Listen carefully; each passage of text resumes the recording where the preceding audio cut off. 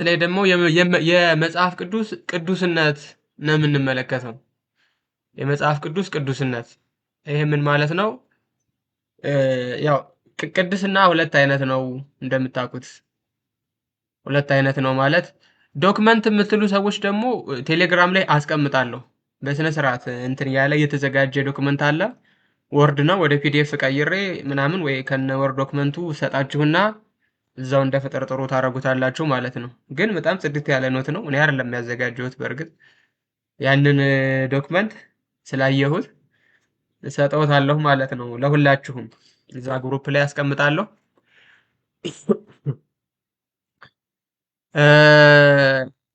ክፍል አንድ ላይ መጽሐፍ ቅዱስ ለምንድን ነው የሚነበበው፣ ለምንድን ነው መነበብ ያለበት የሚለውን የተወሰነ ክፍል ለማየት ሞክረናል። አሁን ክፍል ሁለት ላይ ደግሞ የመጽሐፍ ቅዱስ ቅዱስነት የሚለውን ነው ለማየት የምንሞክረው። አያይዘን ትንሽ ቀኖናዎቹን ለማየት እንሞክራለን። አይ ነው በጣም ሰፊ ነው፣ ቢሆንም ማስረጃዎችን ብቻ እያየን እንሄዳለን። አሁን የመጽሐፍ ቅዱስ ቅዱስነት ሲባል እስኪ መጽሐፍ ቅዱስን ቅዱስ የሚያደርገው ሰው ነው ወይስ በውስጡ ያለው ቃል ነው? መጽሐፍ ቅዱስ ቅድስናው ከሰዎች የሚሰጠው ነው ወይስ ከእግዚአብሔር በመገኘቱ የምንሰጠው ነው? መጽሐፍ ቅዱስን ቅዱስ የምንለው ሰዎች ስላሉት አይደለም አይደለ? ሰዎች ይሄ መጽሐፍ ቅዱስ ነው ስላሉት አይደለም። ስለዚህ የሆነ ሰው መጥቶ ቅድስናውን ሊነጥቀው አይችልም ማለት ነው። ምክንያቱም ቅድስናው ከሰዎች ካነን ወይም ከሰዎች ምንድነው ከሰዎች የተነሳ ሳይሆን በውስጡ ከያዘው የእግዚአብሔር ሐሳብ የእግዚአብሔር መልእክት የተነሳ ስለሆነ ነው ቅዱስ ብለን የምንቀበለው ማለት ነው። ስለዚህ ይህንን ደግሞ እንደ እግዚአብሔር የባህሪ ቅድስና ብላችሁ እንዳትረዱት። መጽሐፍ ቅዱስ ቅዱስ የሚሆነው የእግዚአብሔር ቃል ከመሆኑ የተነሳ ነው የሚለውንም ማስመራችሁ መያዝ አለባችሁ። ምክንያቱም ቅድስና ሁለት አይነት ነው። የባህሪ እና የጸጋ ቅድስና አለ ብለናል። የባህሪ ቅድስና ማለት ምንድነው? ሰው የማይሰጠው በመሆኑ በህላዌው የሆነው ነገር ማለት ነው። የተገኘ ነገር አይደለም። ኦኬ የሆነው ነገር ነው። በቃ እግዚአብሔር ቅዱስ ነው ስንል አሁን ቅድስናውን ሰው የሰጠው አይደለም፣ ወይ ፍጡር የሰጠው አይደለም፣ ወይም ደግሞ ቅዱስ ሳይሆን የነበረበት ዘመን የለም። ዘላለም ቅዱስ ነው። ዘላለም ምስጉን ነው። ዘላለም ክቡር ነው ማለት ነው። ስለዚህ ይሄ የባህሪ ቅድስና ይባላል። ሁለተኛው የጸጋ ቅድስና ነው። የጸጋ ቅድስና ኮንዲሽናል ነው። ሲጀመር ቅድስናው ራሱ ምንድን ነው? የሚሰጥ ነው፣ የሚገኝ ነው፣ ተጋድለህ የምታገኘው ነው። ተጋድለህ የምታገኘው። ሁለተኛ ከወደክ የሚነጠቅ ነው። ለምሳሌ ሁሉም በክርስቶስ ኢየሱስ ታድሶ አዲስ ፍጥረት ሆኗል፣ ቅዱስ ፍጥረት ሆኗል። ያንን ቅድስናህን ካሳደፍከው ግን ተጋድሎህን ከረሳህ ከወደክ ግን ምን ትሆናለህ? ርኩስ ትሆናለህ ማለት ነው። ለዚህ ቅድስናው የተሰጠ ስለሆነ ሊቀማ የሚችል ነው ማለት ነው። ሊቀማ የሚችል ነው። ስለዚህ የሰዎች ቅድስና በዚህ ውስጥ ነው የሚገባው፣ በዚህ ካታጎሪ ነው የሚገባው። በየትኛው ኮንዲሽናል በሆነው የጸጋ በሚባለው ቅድመ ሁኔታዊ ነው። ቅዱስ የምትባለው አዝሎንግ አዝ ይሄን እስካረክ ድረስ ነው፣ እንዲህ እስከተጋደልክ ድረስ ነው ተብሎ ባውንደሪ ያለው ማለት ነው። እሱ ይሄ ኮንዲሽናል ወይም የጸጋ ቅድስና የሚባለው ይሆናል ማለት ነው። መጽሐፍ ቅዱስ ግን ሰዎች ተሰብስበው አይደለም ቅዱስ ያደረጉት። ሰዎች ቅዱስ ያሉት ቅዱስ ስለሆነ ነው። ሰዎች ቅድስና የሰጡት የእግዚአብሔር ሐሳብ ስለሆነ ነው። ስለዚህ ከጸጋ ቅድስና ውስጥ አስገብተን አናስበውም የመጽሐፍ ቅዱስን ቅዱስነት ማለት ነው። ስለዚህ ቶፒኩ ቅዱስነት ሲል የትኛው ቅዱስነት ነው የሚለውን ለይተን ማወቅ አለብን።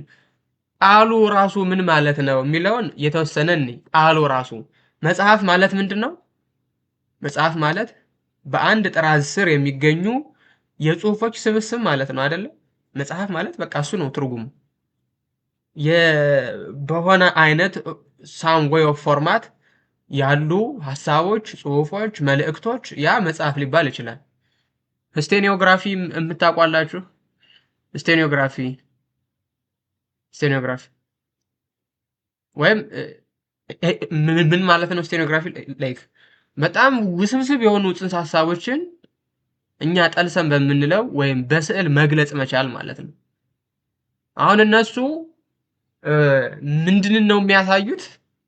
መጽሐፍ ተብለው ይጠራሉ ወይ ሌላ ጉዳይ ነው። መጽሐፍ ብለን ዲፋይን ስናደርግ ግን ከመልእክት ሀሳብ ብቻ ሳይሆን ከጽሁፍም አንጻር ነው የምንረዳው። የተጻፈ መሆን አለበት፣ የሰፈረ መሆን አለበት። በማያወላዳ መልኩ ወይም ደግሞ በጣም ምስጢራዊ በሆነ መልኩ ተጽፎ የተቀመጠ መሆን አለበት። ስለዚህ መጽሐፍ ስንል በአንድ ጥራዝ ስር ያለ ወይም ደግሞ የተጻፈ የጽሁፍ ስብስብ ማለት ነው። ቅዱስ ማለት ደግሞ ከስምንቱ አርዕስተ ቀለማት እንግዲህ አንዱ ቀደሰ ነው የምታውቁት ነው። ስለዚህ ቅዱስ ማለት የከበረ የተለየ የተመረጠ ማለት ነው። ስለዚህ መጽሐፍ ቅዱስ ማለት የተለየ የተመረጠ የከበረ የጽሁፎች ስብስብ ማለት ነው። ምን አልኳችሁ? የተለየ የተመረጠ የከበረ የጽሁፎች ስብስብ ማለት ነው። ኦኬ። ታዲያ መጽሐፍ ቅዱስ ቅዱስ የሚሆነው ለምንድን ነው ከተባለ መጀመሪያ የእግዚአብሔር እስትንፋስ ስለሆነ ነው። እግዚአብሔር በባህሪው ቅዱስ ነው ብለናል ቅድም። እግዚአብሔር በባህሪው ቅዱስ ከሆነ እርሱ የሚተነፍሰው ምንድን ነው የሚሆነው? ቅዱስ ነው። ቅዱስ ነው።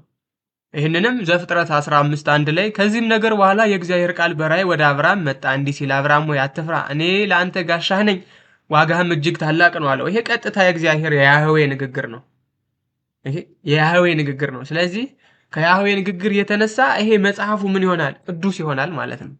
ሁለተኛ ሳሙኤል 24 በጣም ትንንሽ ማሳያዎችን ነው ማወጣላችሁ እንጂ እነዚህ ብቻ ናቸው ማለት አይደለም። ዳዊትም ማልዶ በተነሳ ጊዜ የእግዚአብሔር ቃል ወደ ዳዊት ባለ ራእይ ወደ ነብዩ ወደ ጋድ እንዲህ ሲል መጣ ይላል። የእግዚአብሔር ቃል ነው የሚመጣው። ስለዚህ ቅዱስ የምንለው ከቅዱሱ ከእግዚአብሔር ከመገኘቱ የተነሳ ነው ማለት ነው። ሁለተኛው ሐሳብ ትንቢተ ኤርሚያስ 1:4 ላይ የእግዚአብሔር ቃል ወደ እኔ እንዲህ ሲል መጣ፣ የእግዚአብሔር ቃል ወደ ኤርሚያስ እንዲህ ሲል መጣ፣ የእግዚአብሔር ቃል ወደ ኢሳይያስ እንዲህ ሲል መጣ። ምዕራፍና ቁጥሮችን እያያችሁ ስክሪኑ ላይ ትንቢተ ሕዝቅኤል እንዳለ የምትመለከቱት ነው። ወይ የእግዚአብሔር ቃል ወደ እኔ እንዲህ ሲል መጣ ነው እንዳለ ምዕራፍ 18 20 21 22 23 እንዳለ ስክሪኑ ላይ የምታዩቸው እነዚህ ሁሉ ቨርሶች የሚያሳዩት የእግዚአብሔር ቃል ቀጥታ ወደ ነቢያቱ እንደሄደላቸው ነበር። አሁን እዚች ጋር አንዲት ነገር ብናነሳና ብናይ ብዬ ወደድኩኝ። እግዚአብሔር ሁሉን ቻይ በመሆኑ የሚገድበው ነገር ሊኖር ይችላል? እስኪ እችን መልስ ንገሩኝ። እግዚአብሔር ሁሉን ቻይ በመሆኑ ሊገድበው የሚችለው ነገር ይኖራል? ማድረግ የማይችለው ነገር ይኖራል? እግዚአብሔር ሁሉን ቻይ ነው፣ ነገር ግን የሚገደብበት ነገር ይኖራል? ኦኬ። አሁን ይሄንን ጽንሰ ሐሳብ ከምን ጋር ወስዳችሁ እንድታዩልኝ ነው? ከእስልምና ጋር ወስዳችሁ እንድታዩልኝ ነው። በእስልምና ውስጥ አላህ በጣም ፓወርፉል ስለሆነ በጣም ኃይል ስላለው በጣም ሁሉን ስለሚችል ለፍጥረት ተገልጦ መታየት አይችልም። ለምንድን ነው የማይችለው? ፍጥረት ይጠፋል አሉ። የኃይሉ ፕሪዝነር ነው ማለት ነው። የኃይሉ እስረኛ ነው ማለት ነው። ፍጥረታት በሚችሉት እነርሱ በሚገባቸው በሚገባቸው መጠን መገለጽ ካልቻለ የኃይሉ ፕሪዝነር ነው ማለት ነው። ኃይሉ አስሮት ነው የሚኖረው፣ ነፃነት የለውም ማለት ነው። ሁሉን ቻይ ነው ካልከኝ በኋላ ታዲያ ለምንድን ነው ያላየው ስልህ ከተገለጠልኝማ መጥፋቴ ነው ካልክ ያ አብዱል ታዲያ ሁሉን ቻይ ማለት ምኑ ላይ ነው? ምድር ቢቀመጥባት ተሰምጣለች ምናምን ይላል። ምድር ቢቀመጥባት ተሰምጣለች። ኃይሉን መቆጣጠር ካልቻለማ ልክ እንደ ኒውክሌር ማብለያ ጣቢያ ነው ማለት ነው። ሬጉሌት እየተደረገ ምናምን ነው የሚኖረው ማለት ነው። እግዚአብሔር ግን አስቡት፣ ኦምኒፐተንት ነው፣ ኦምኒ ፕሬዘንት ነው፣ በሁሉም ቦታ ያለ ነው። ነገር ግን መገለጥ ሲፈልግ የሚገልጥላቸው ሰዎች በሚችሉት መጠንና በአቅማቸው ይገለጥላቸዋል። ለአብርሃም በሶስት ሽማግሌ አምሳል፣ ለናቡከደነጾር እኮ ክርስቶስ በመልአክ አምሳል ታይቶታል። ወራቡ ሰው ይመስል ወልደ እግዚአብሔር እያለው፣ አራተኛውስ የእግዚአብሔር ልጅ ይመስላል ያለው። ለሄኖክ እኮ በዛፍ አምሳል ታይቶታል። ለዳንኤል በሽማግሌ አምሳል ታይቶታል። ስለዚህ ይሄ እግዚአብሔር ምንም እንኳን ሁሉ ይችላል ቢሆንም መጥኖ መገለጥ ይችልበታል። ኃይሉ ምንም እንኳን የማይገደብ ቢሆንም በአቅማችን ልክ መታየት ይችልበታል።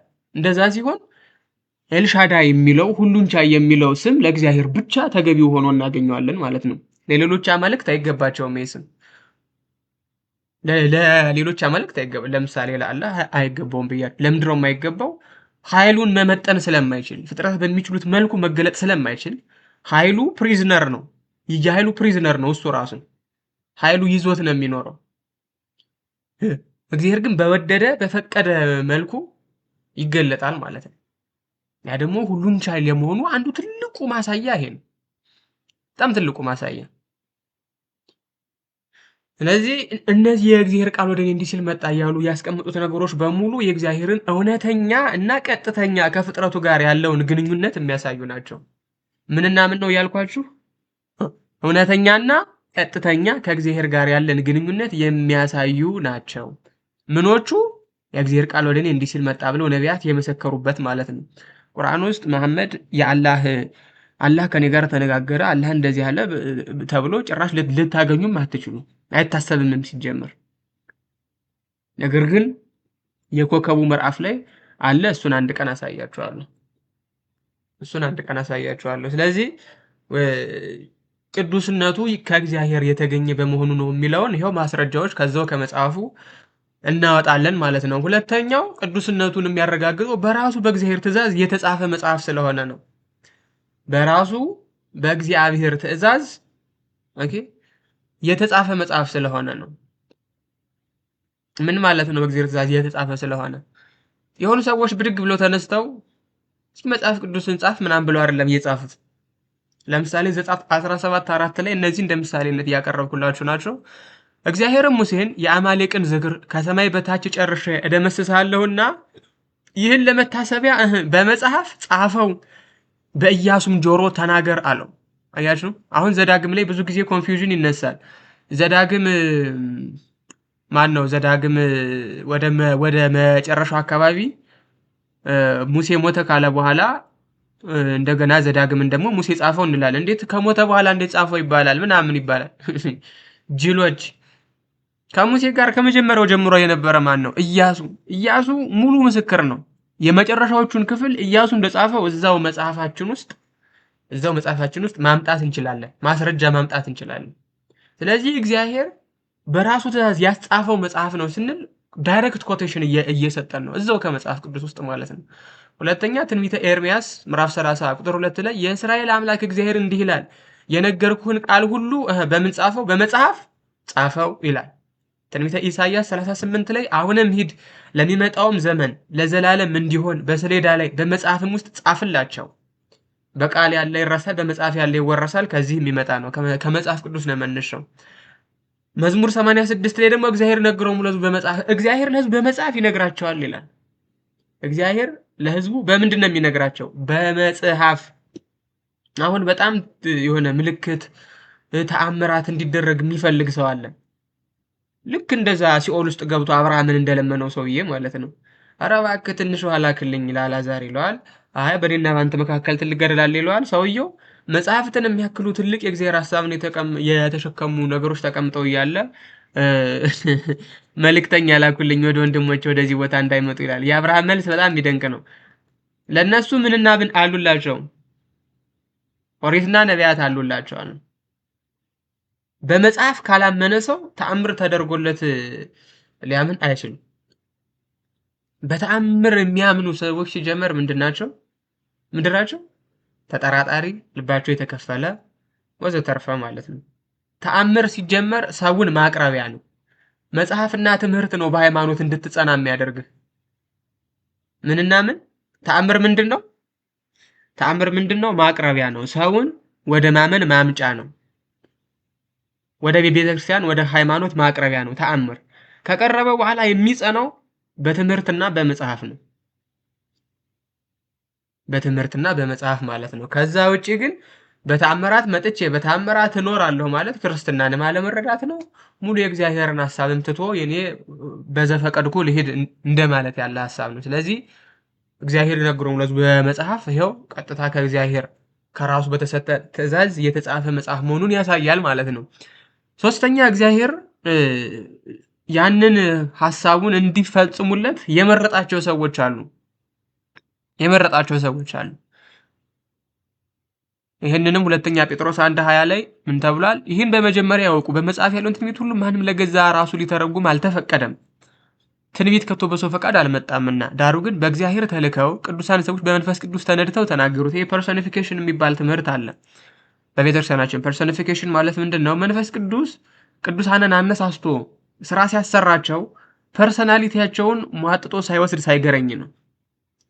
እነሱ ፍላጎታቸው እንዳለን ሙሉ በሙሉ ነፃ ፈቃዳቸውን ገርስሶ ነፃ ፈቃዳቸውን ደምስሶ አይደለም መንፈስ ቅዱስ ስራ የሚያሰራቸው። ስለዚህ በመንፈስ ቅዱስ ተነድተው ማለት ምን ማለት ነው ከተባለ ሐሳባቸውን ሳይጨምሩ የእግዚአብሔርን ሐሳብ ሳይቀንሱ መጻፍ ነው። ምን አልኳችሁ? ሐሳባቸውን ሳይጨምሩ የእግዚአብሔርን ሐሳብ ሳይቀንሱ መጻፍ ነው። የእግዚአብሔርን ሐሳብ ሳይቀንሱ መጻፍ ነው። መጽሐፍ ቅዱስ መለኮታዊ ቋንቋ በሰው ቋንቋ ወርዶ የተነገረበት መጽሐፍ ማለት ነው። መለኮታዊ ሐሳብ እንዲያውም ብዙ ጊዜ መጽሐፍ ቅዱስን ምንድነው የሚሉት የነገረ መለኮት ምሁራን ኢንካርኔሽን ቢፎር ኢንካርኔሽን ይባላል። ይሄ ሲነርጂ የሚባል ነገር አለ። ተዋህዶ አንድነት ማለት ነው። መለኮታዊ ሐሳብና ሰዋዊ ሐሳብ ተዋህዶ ነው መጽሐፍ ቅዱስን ያስገኘው። ስለዚህ እግዚአብሔር ሰው ከመሆኑ በፊት በሰው ቋንቋ ተገልጦ እናገኘዋለን። ለምሳሌ ሄደ፣ ተራበ፣ ምናምን በአዲስ ኪዳን የምናገኛቸው ቋንቋዎች ናቸው። አልዓዛርን ወዴት ቀበራችሁት ብሎ ቅዱስ ጌታችን ጠይቋል። ነገር ግን በብሉይ ኪዳን ብትሄዱ ተጸጸተ ተብሏል። አዳም ሆይ ወዴት አለ ብሎ ጠይቋል፣ ወዘተርፈ። እነዚህ ምንን የሚያሳዩ ናቸው ከተባለ መለኮታዊውን ሐሳብ በሰው ቋንቋ አውርዶ የማስቀመጥ። ምክንያቱም መጽሐፍ ቅዱስ በሰዎች ለሰዎች የተሰጠ መጽሐፍ ነው። ምን አልኳችሁ? መጽሐፍ ቅዱስ ከእግዚአብሔር ዘንድ በሰዎች ለሰዎች የተሰጠ መጽሐፍ ነው። ይህንንም ያለ ምስክር አይደለም የሚተዋቸው፣ በምስክር ነው። ለምስክር ነው የሚሰጠው መጽሐፉን። ዝም ብሎ በዘፈቀደ አይደለም። እኛ በዘፈቀደ እንደምንለው፣ በዘፈቀደ ማለት በእርግጥ እሱ እንደወደደ እንደፈቀደ ማለት ነው። ስለዚህ እነዛ ሰዎች ሲጽፉት የእግዚአብሔርን ሐሳብ ሳይቀንሱ የራሳቸውን ሐሳብ ሳይጨምሩ ነው። ያ ምን ይባላል? በመንፈስ ቅዱስ መነዳት፣ በእግዚአብሔር መመረጥ ይባላል። አራተኛ በመልካም ልቦና ሆነው የሚያነቡትን ወደ ቅድስና ስለሚመራ ነው ቅዱስ የሚባለው። ኦኬ፣ ምን አልኳችሁ? በመልካም ልቦና የሚያነቡትን ወደ ቅድስና የሚመራ ነው። አይደለም በመልካም ልቦና ዘ ዌይ ኦፍ ኤ ፒልግሪም የሚባል መጽሐፍ አለ። እኔ ፍኖተ ግሁስ ብየዋለሁ። እና እዛ ላይ አንድ ታሪክ አለ። ሱስ ማቆም የከበደው አንድ ሰው ነበር እና በሲጋራና በመጠጥ ሱስ በጣም ተይዞ በቃ ይጨነቃል። ማቆም አልቻለም። አቆማለሁ ይላል። አዲስ ዓመት ሲመጣ ቃል ይገባል፣ አያቆምም። ቃል ይገባል፣ አያቆምም። ትዳር ያዘ፣ ተበተነ፣ ወልዶ ነበር ምናምን። በጣም ያስጠላ ታሪክ ነው ያለው ሰውየው። እና አንድ ቀን ጭራሽ ወታደር ነበረ፣ ከወታደር ቤትም ተፈናቀለ፣ ማዕረጉን አጣ፣ በጣም ብዙ ችግር ደረሰበት ማለት ነው። እና አንድ መነኩሴ የመጣው ወንጌል ይሰጡትና የዮሐንስን ወንጌል በየቀኑ አነብ ብለው ይሄዳሉ። እና እሺ ምናምን ብሎ ተቀብሎ ነበር፣ ዝም ብሎ ጋርቤጅ ውስጥ ጥሎት የነበረው። እና የሆነ ቀን በጣም የማጨስ ሱስ በጣም ሲመጣብህ እስኪ ያ መነኩሴ እየሰጠኝን መጽሐፍ ብሎ ማንበብ ይጀምራል። አምኖበት አይደለም ምናምን ሰውየው እንዲሁ ነው በቃ ያነበበው ያለውና መጽሐፉ ግን ውስጡ ካለው ቅድስና ውስጡ ካለው ሐሳብ የተነሳ ሰውየው ፈጽሞ መጠጥና ሲጋራ ውስጥ ዝር እንዳይል አድርጎት ቀርቷል። በቃ ጭራሹኑ ማለት ነው። አሁን በጣም ዝሙት የሚፈታተነው ሰው ሱስ የሚፈታተነው ሰው የዮሐንስን ወንጌል እንዲያነብ ይመከራል። ዝም ብሎ መጽሐፍ ቅዱስን መደደውን ቢያነበው ማለት ነው። ስፔሻሊ ግን የዮሐንስን ወንጌል ዝሙት የሚፈትነው ሰው ካለ የዮሐንስ ወንጌል ይመከራል። በቃ ይቀድሳል፣ ፍትወትህን ሲያርቅልህ ታየዋለህ። ስለዚህ በንጹህ ልቦና በመልካም ልቦና ሆኖ የሚያነቡትን ብቻ ሳይሆን እንዲሁ ዝም ብለው መጣው እንደ ፈረስ የሚያነቡትንም ሰዎች ወደ ቅድስና የመምራት አቅም አለው መጽሐፉ። ስለዚህ ቅዱስነቱ ከዚህም የሚነሳ ነው ማለት ነው። ይህንንም ደግሞ ሁለተኛ ጢሞቴዎስ ምዕራፍ 3 ከቁጥር 15-17 የእግዚአብሔር ሰው ፍጹምና ለበጎ ስራ ሁሉ የተዘጋጀ ይሆን ዘንድ የእግዚአብሔር መንፈስ ያለበት መጽሐፍ ሁሉ ነው የሚለው። ለትምህርትና ለተግሳጽ ልብንም ለማቅናት በጽድቅም ላለው ምክር ደግሞ ይጠቅማል። በጽድቅም ላለው ምክር ደግሞ ይጠቅማል። ስለዚህ የመጽሐፍ ቅዱስ ቅዱስነት በእነዚህ አራት መሰረታዊያን ጉዳዮች አድርገን ልንረዳው የሚገባ ጉዳይ ነው ማለት ነው። በእነዚህ አራት መሰረታዊያን ጉዳዮች አድርገን ልንገነዘበው የሚገባ ነገር ነው። ሌላው የመጽሐፍ ቅዱስ ማዕከላዊ ዓላማ እና መልእክት። መጽሐፍ ቅዱስ አሁን ከሌሎች መጽሐፍ ይለያል ምናምን ስንል ነበረ። ምንድነው የሚለየው? ኤግዛክትሊ መጽሐፍ ቅዱስን አሁን ምንድነው ለየት የሚያደርገው? ምን ይለየዋል መጽሐፍ ቅዱስን ከሌሎች መጽሐፍት ከተባለ በዓላማውና በማዕከላዊ መልእክቱ ይለያል። አንደኛ የእግዚአብሔርን ፈጣሪነት፣ የፍጥረትን ፍጡርነት ነግሮ ነው የሚጀምረው።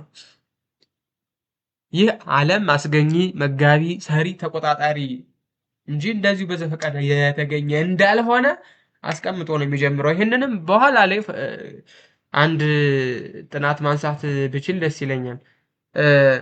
ባለፈው ሳልነግራችሁ አልቀረሁም። ሳይንሱ ይሄ ዓለም አውት ኦፍ ነቲንግ ነው። አሁን ደግሞ መጣ እያሉ ያሉት አዳዲስ ቲዮሪዎችን ነው ይዘው የሚመጡት። ከሲንግል ላይፍ ፎር መጣ ምናምን ስንላቸው ያቺ ኬት መጣች ምናምን እሱ ጥያቄ ሳለቻቸውና ምን አሉ? አይ በቃ ዩኒቨርስ ለዘላለም ኖሯል። በቃ ለዘላለም ኖሯል። ሲጀመር ከየት መጣ? አውት ኦፍ ነቲንግ። ያ ምን ይባላል? ኳንተም ቮይድ ይባላል አሉ። ኳንተም ቮይድ አተን ኳንተም ስኬል አንድ ነገር ኤክስትሪምሊ ትንሽ ብታደርጉት ማለት ነው ከዛ ውስጥ ዓለም ተፈጠረ። አስቡት። አሁን እንደው ያበደ ሰው የሚባለው ከምንም የዓለም ተገኘ የሚል ሰው ነው ወይስ ከፈጣሪ ዓለም ተገኘ የሚል ሰው ነው? እብድ ሊባል የሚገባው ከምንም ማለት በቃ ከምንም እኮ ነው። ላይክ ሊትራሊ ከምንም out of nothing the universe was be በቃ ተገኘ። በቃ ዓለም ከምንም እንዴት ሊገኝ ይችላል? ከምንም የሚለው ሰውዬ ጤናው በጣም አጠራጣሪ ይሆናል ማለት ነው። ኢንተለጀንት ዲዛይን እንዳለ ከዚህ ጀርባ አለማወቁ። እንደውም አንድ ታሪክ አለ። ናሳ የሚሰሩ ሁለት ሳይንቲስቶች ናቸውና አንደኛው በእግዚአብሔር መኖር አያምንም፣ ግን በጣም ምሁር ናቸው ሁለቱም። አንደኛው ደግሞ ካቶሊክ ክርስቲያን ነው ግን ካቶሊክ ነው። እና እየተወያዩ በእግዚአብሔር መኖር አለመኖር ላይ ሊስማሙ ስላልቻሉ ካቶሊኩ ያንኛው ጓደኛውን ቤቱ ይጋብዘዋል። why don't you come over to my house for a dinner ምናምን ይለውና ይሄዳል ጀለስ። ልክ ቤቱ ላይ ካቶሊኩ ሰውዬ የምትገርም ስሪዲ ዲዛይን የቤት ዲዛይን ቁጭ አድርጎ ይጠብቀዋል በር ላይ። በቃ በጣም የምትገርም ቤት ነች። በቃ ሬንደር ተደርጋ ምናምን ማለት ነው። እና ያ በእግዚአብሔር መኖር የማያምነው ሰውዬ ልክ ሊገባ ሲል ያያትና በጣም ተመችታው ይዟት ይሄዳል። ይዟት ይገባና ለሰውየው ይችን እንትን ማን ሰራት ይለዋል። ይችን ስሪዲ ሞዴል ማን ሰራት ይለዋል። አይ እንዲሁ ተገኘች ነው። ምን ማለት ነው? ባካት ቀልድብኝ። ማን እንደሰራት ንገረኝ። በጣም ጎበዝ አርክቴክት ነው፣ ላመሰግነው ፈልጋለሁ። ለኔም አንዲት ስሪዲ ሞዴል እንዲሰራልኝ ፈልጋለሁ፣ ቢሮ የማስቀምጣት ፕሊስ ነው ይላል። እየነገርኩ እኮ ነው፣ በቃ እንዲሁ ነው የተገኘው ይላል። እንዴት ይሄንን የመሰለ ዲዛይን እንዲሁ ሊገኝ ይችላል ምናምን ብሎ ሲከራከር አንተ አለ አይደለ ይሄን ሁሉ ኬሚካል ኮምፖዚሽን እና ሊቪንግ እና ለሊቪንግ ቲንግ ከምንም ተገኘ ብለህ የምታምር ሰውዬ አለውና ወደ ቀልቡ መለሳ። ያው ሁለቱም ካቶሊክ ሆነዋል። ከዛ በኋላ ምን እንደሆኑ እንኳን አላውቅም። እና እንትን አላቸው የሆነ በጣም ድንቁር ማለት አሁን ሰከንድ ሎ ኦፍ ቴርሞዳይናሚክስ ታስታውሳላችሁ? ፊዚክስ እንዳላወራባችሁ ሰከንድ ሎ ኦፍ ቴርሞዳይናሚክስ የሚያስታውስ ካለ ታይም ሲሄድ ኦርደር ምንድን ነው የሚያደርገው? ሰከንድ ሎ ኦፍ ቴርሞዳይናሚክስ ጊዜ በሄደ ቁጥር ምንድን ነው የሚደረገው? ኦርደር እየቀነሰ ዲስ ኦርደር ደግሞ እየጨመረ ነው የሚሄደው። ምን በሄደ ቁጥር? ታይም ባደገ ቁጥር ማለት ነው። ኦኬ ጊዜ በሄደ ቁጥር ኦርደር እየቀነሰ ዲስ ኦርደር ደግሞ እየጨመረ ነው የሚሄደው። ይሄ በጣም ሌማን በሆነ ተርም ለመግለጽ ብዙ ብሎኬቶች ብታስቀምጡ ቤት ሆነው የመገኘት እድላቸው ምን ያክል ነው? ብዙ ብሎኬቶች ወይም ብሪኮች ወይም ድንጋዮች ወይም እንጨቶች ብታስቀምጡ ቤት ሆነው የመገኘት እድላቸው በራሳቸው ተሰካክተው ቤት የመሆን እድላቸው ምን ያክል ነው? በፐርሰንቴጅ ግለጹልኝ እስኪ። እንጨቶቹ ወይም ምናምኖቹ እንዲሁ ቢቀመጡ ተሰካክተው ቤት የመሆን እድላቸው ምን ያክል ፐርሰንት ነው? ኤግዛክትሊ ላይክ 0% ነው። 0% ነው። የተገነባን ቤት ግን እንደዚሁ ብትተውት የመፍረስ ቻንሱ ስንት ነው? በቃ በስነ ስርዓት ጥንቅቅ ያለ ቤት ሰርታችሁ ብታስቀምጡ የመፍረስ እድሉ ምን ያክል ነው? ስሩ ታይም ማለት ነው። ሰው ሳይነካው ምንም አይነት ነገር ሳይኖርበት የመፍረስ እድሉ ምን ያክል ፐርሰንቴጅ ነው? የመፍረስ እድሉ ምን ያክል ፐርሰንቴጅ? ከ100% ነው የምትነግሩኝ? 100% ነው። ይፈርሳል። ስለዚህ ጊዜ በሄደ ቁጥር ፈለገ ቢሰራ ጊዜ በሄደ ቁጥር ቤቱ ዲስኢንተግሬት እያደረገ ቦንድ ያደረገው ማቴሪያል እየተበላ ቦንዱ እየቀነሰ መፍረሱ መፍረክረኩም አይቀርም። 1 ሚሊዮን ዓመት 1 ቢሊዮን ዓመት ብታስቀምጡት አይደለም ቤቱ ብሪኩም ላይገኝ ይችላል ከነ ማለት ነው። ስለዚህ ታይም በሄደ ቁጥር ዲስኦርደር እየጨመረ ነው የሚሄደው። ይሄ ሳይንሱ ነው እንዲህ የሚለው፣ ሰከንድ ሎ ኦፍ ቴርሞዳይናሚክስ የሚባለው ነው እንዲህ የሚለው። ነገር ግን ይሄንን ነገር ፈጽሞ በሚቃረን ሁኔታ ዓለም ጊዜ በሄደ ቁጥር ኦርደር እየጨመረ ነው የሚሄደው ይላሉ። ከሳይንሱ ጋር የሚጋጭ ሐሳብ ማለት ነው፣ ከራሳቸው ትምህርት ጋር የሚጋጭ ሐሳብ። ስለዚህ መጽሐፍ ቅዱስ ይህንን ብዥታ አጥርቶ ነው የሚጀምረው፣ ጽድት አድርጎት ማለት ነው። የዚህ ዓለም ሰሪ መጋቢ ፈጣሪ አለው፣ እኛ ደግሞ ፍጡር ነን ብሎ ነው የሚጀምረው። በቃ ቻው this is the clear boundary between God and creation ማለት ነው። በፍጡርና በፈጣሪ መካከል ያለው ልዩነት ይሄ ነው። በዘፈቀደ ወይም ዝም ብሎ እንደው በራሱ የተገኘ አይደለም፣ ዓለሙ እንደፈቀደ የተገኘ ነገር አይደለም ብሎ ነው የሚጀምረው። ዘፍጥረት 1:1 ለመጀመሪያ ጊዜ ሰማይና ምድርን ፈጠረ፣ አለቀ። ባለፈው ስላስረዳኋችሁ ማለት ነው። ዕብራውያን 11:3ም ዓለሞች በእግዚአብሔር ቃል እንደተዘጋጁ ስለዚህም የሚታየው ነገር ከሚታዩት እንዳልሆነ በእምነት እናስተውላለን አለ። ስለዚህ ምን የሚታየው ነገር ከሚታዩት እንዳልሆነ በእምነት እናስተውላለን።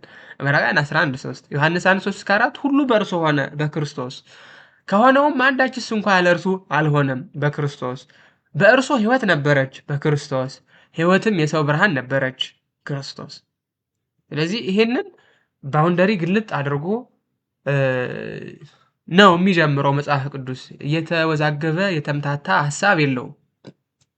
የተወዛገበ የተምታታ ሐሳብ የለውም። ኦኬ። ሁለተኛ የሰው ልጆች ሕይወት ከሆነው ከእግዚአብሔር ጋር ህብረት እንዲኖረውና በሕይወት እንዲኖር መንገዱን ይመራል። ኦኬ፣ መንገዱን ይመራል። የመጽሐፍ ቅዱስ ዓላማና ማዕከላዊ መልእክት ሁለተኛው ነው። ይሄ በደንብ እየያዛችሁ ኢየሱስም በዚህ መጽሐፍ ያልተጻፈ ሌላ ብዙ ምልክት በደቀ መዛሙርቱ ፊት አደረገ። ነገር ግን ኢየሱስ እርሱ ክርስቶስ የእግዚአብሔር ልጅ እንደሆነ ታምኑ ዘንድ አምናችሁም በስሙ ሕይወት ይሆንላችሁ ዘንድ ይህ ተጽፏል አለ። በጣም አጭር ጥያቄን ጠይቅ። ከዚህ የወንጌል ክፍል ተነስተን ክርስቶስ ያደረጋቸው ነገር ግን ያልተጻፉ ተአምራት አሉ ወይስ የሉም? ክርስቶስ ያደረጋቸው ነገር ግን ያልተጻፉ ተአምራት አሉ ወይስ የሉም? ምልክቶች፣ ተአምራት፣ ትምህርቶች አሉ ወይስ የሉም? አሉ። በቃ አሉ። የተጻፈው ለምን እንዲሆን ነው? እንድናምንበት በስሙ ይኖራሉ አይደለም? አሉ። እርግጠኛ ሁኑ እንጂ እንዴ አለ እያለ ዮሐንስ እኛ ይኖራል ምንለው እንዴት ነው? ያው በቃ ተናገረ እኮ። ኢየሱስም በዚህ መጽሐፍ ያልተጻፈ ሌላ ብዙ ምልክት በደቀ መዛሙርቱ አደረገ አለ። አድርጎ ይሆናል እኮ አይደለም ያለው፣ አደረገ። በቃ አድርጓል። ምንድን ነው? ነገር ግን ኢየሱስ እርሱ ክርስቶስ የእግዚአብሔር ልጅ እንደሆነ ታምኑ ዘንድ አምናችሁም በስሙ ሕይወት ይሆንላችሁ ዘንድ ይህ ተጽፏል። ወኩሎት ተጽፈ ለተግሳጸ ዚአነ የሚለው ማለት የተጻፈ በሙሉ ለእኛ ተግሳጽ ተጻፈ እንዳለ። በጣም ጥሩ። ይህንንም አንደኛ ጢሞቴዎስ 3:15 ላይም ተጽፎ የምናገኘው ከሕፃንነት ጀምረ ክርስቶስ ኢየሱስን በማመን መዳን የሚገኝበትን ጥበብ ሊሰጡ የሚችሉ ቅዱሳን መጻሕፍትን አውቀሃል ብሎ ይጽፍለታል።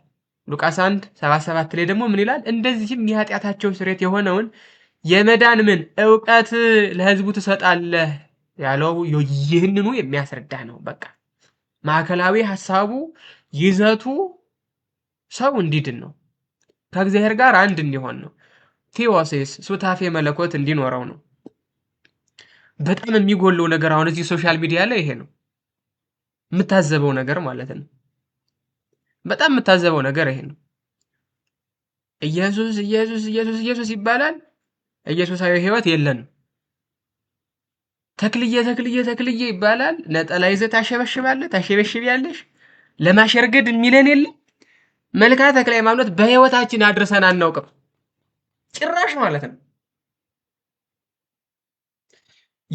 ይለይብኛል ሚካኤል ለማለት የሚችለን የለም። መልክዓ ሚካኤል አድርሰን አናውቅም። አለ እንዴ ልንል ሁሉ እንችላለን። መልክዓ ሚካኤል የሚባል ነገር አለ እንዴ? ሕይወት ካልሆነ ማተወው ያንተው አገልግሎት ምን ያደርጋል? ምንም እኮ ጥቅም የለው። ዓለሙን ቢያተርፍ ሰው ነፍሱን ግን ቢጎዳ ምን ይጠቅማል እኮ ብሏል ክርስቶስ። ወጡ መዛበሩ እኮ ምንም አይጠቅምም። ምንም መዳን የማይሰጥህ ከሆነ ማወቅህ ምን ጥቅም አለው? የዘላለም ሕይወትን የማትወርስበት ከሆነ ማስተማርህ ምን ጥቅም አለው? ነፍስን ማዳን አይሻልም? ነፍስን ማዳን አይቀልም? ምንም እኮ ጥቅም የለው። ቅዱስ ገብርኤል አንደኛ ነን። የቅዱስ ገብርኤል በዓል ግን የለንበትም። ተክልዬ አንደኛ ነን። የተክልዬ በዓል ላይ የለንበትም። ውይ ማርያምማ ለኔ ውይ እናቴ እመቤቴማ ለኔ እመቤቴማ ለኔ ምናምን ይባል። ውዳሴ ማርያም ታደርሳለህ? የለም። መልክአ ማርያም ታደርሳለህ? የለም። ከመጽሐፍ ቅዱስ የወጣ ሐሳብን ይዞ ሰው መጽሐፍ ቅዱስን ለማስተማር ይሞክራል። በጣም የሚያሳዝን ማለት ነው። ጊዜው ነው፣ ምንም ማድረግ አይቻልም። ስለ ሕይወት ምንነትና ስለ ወደፊቱ ተስፋችን በግልጽ ይነግረናል መጽሐፍ ቅዱስ። ስለ ሕይወት ምንነት፣ ስለ ወደፊቱ ተስፋችን ቅዱስ ጳውሎስ በሰማይ በእጅ ያልተሰራ ቤት አለን ይለናል። ያንን ተስፋ አድርገን ነው የምንኖረው። በምድር በእጅ የተሰራች ድንኳን አለችን፣ በሰማይ ግን በእጅ ያልተሰራ ድንኳን አለ። ሕይወት ራሱ ምንድን ነው የሚለውን የምንረዳው ከመጽሐፍ ቅዱስ ነው። መጽሐፈ ምሳሌን ያነበበ ሰው ጎበዝ ነጋዴ ይሆናል፣ ጎበዝ ሐኪም ይሆናል፣ ጎበዝ እንትን ይሆናል። ሙሉ የሕይወት መርህ ስላለው ማለት ነው። የጌታችን የኢየሱስ ክርስቶስ ሰው መሆን እንደ እንግዳ አደራሽ እንደ አብሳይ ሳይሆን ትንቢት ፍጻሜ መሆኑን ያስረዳናል። ለምሳሌ የሉቃስ ወንጌል 24 ከ25 እስከ 27 የጌታችን የኢየሱስ ክርስቶስ እንግዲህ መዝሙርም ነቢያትም ሁሉም ስለ እኔ ተጻፉ ነው የሚለው። ክርስቶስ ስለ ክርስቶስ ተጻፉ፣ ስለ ክርስቶስ ተጻፉ። አንድን ነብይ የምንለው ምጽአተ ክርስቶስን ከነገረን ብቻ ነው። ወይ መጀመሪያ ልደቱን ወይ ሁለተኛ ልደቱን፣ ከዛ ውጪ ዝም ብሎ ነው። ስለ ሰው ልጆችና ስለ እግዚአብሔር ግንኙነትም የምንረዳበት መጽሐፍ ነው ማለት ነው መጽሐፍ ቅዱስ። ስለማንና ማን?